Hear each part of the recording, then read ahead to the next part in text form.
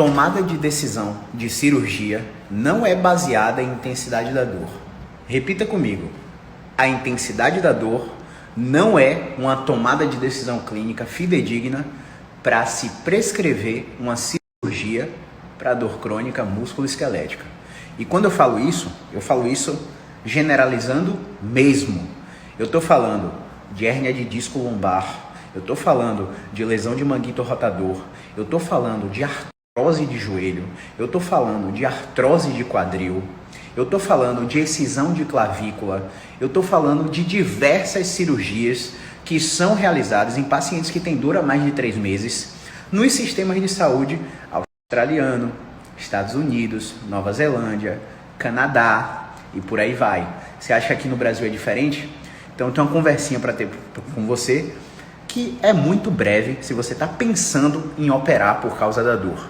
Veja bem, uma questão de evidência para cirurgia para dor crônica musculoesquelética. Eu gosto muito dele, ó, o Ian Harris, que é um cirurgião, tá? Então não há conflito de interesses entre fisioterapia versus medicina, não. Ele é um cirurgião, tá? Eu gosto de como ele fala aqui, que apesar do tratamento para dor crônica geralmente ser atribuído, da cirurgia para dor crônica, geralmente ser atribuído a uma alteração objetiva frequentemente visível em mudanças dos estudos de imagem que poderiam causar dor crônica, as causas de dor crônica são muito mais complexas, né? E fortemente influenciadas por fatores biopsicossociais, né? E aí esse autor, ele analisou as principais cirurgias para dor crônica musculoesquelética, e aí eu vou trazer aqui para vocês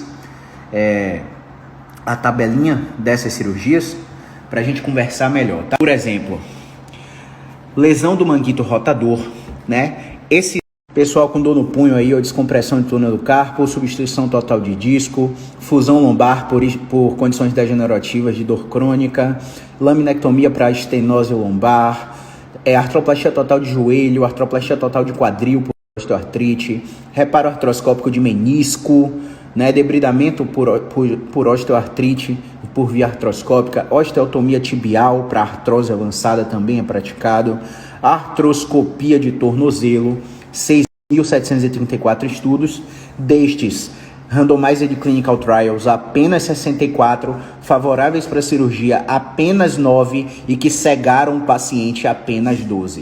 Por que eu estou conversando isso com você? Porque quando você não cega o paciente sabe o que vai receber, existe uma expectativa positiva que melhora o paciente, independente do procedimento cirúrgico.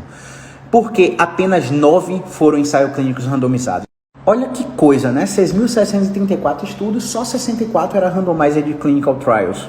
Por quê? Os RCTs são os estudos que provam que alguma coisa funciona. Então a cirurgia também tem que ser submetida a um RCT. Tem que comparar um grupo que vai fazer a cirurgia versus o grupo que vai fazer só o ritual cirúrgico. Vai ser sedado, vão fazer a incisão, não vão fazer o reparo e vão dar alta e o paciente acha que fez a cirurgia.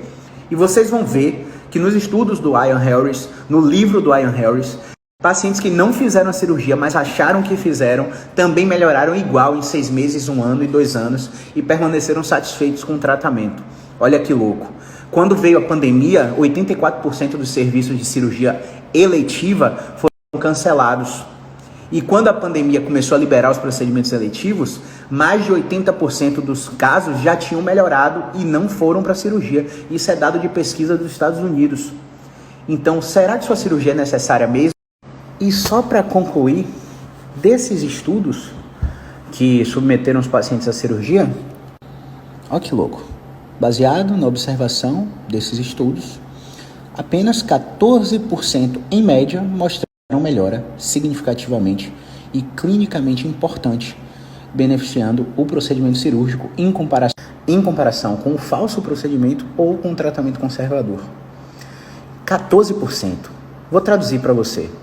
86% das cirurgias indicadas nessas pesquisas foram desnecessárias, não tinham efetividade. E aí, será que você está nos 14% que realmente precisa de cirurgia? Você tem que falhar no tratamento conservador com fisioterapia musculoesquelética para saber. Você tem que passar por uma avaliação musculoesquelética para saber se o seu caso tem indicação de bloqueio cirurgia por não responder a movimento. Porque se você responder a movimento, seu tratamento vai ser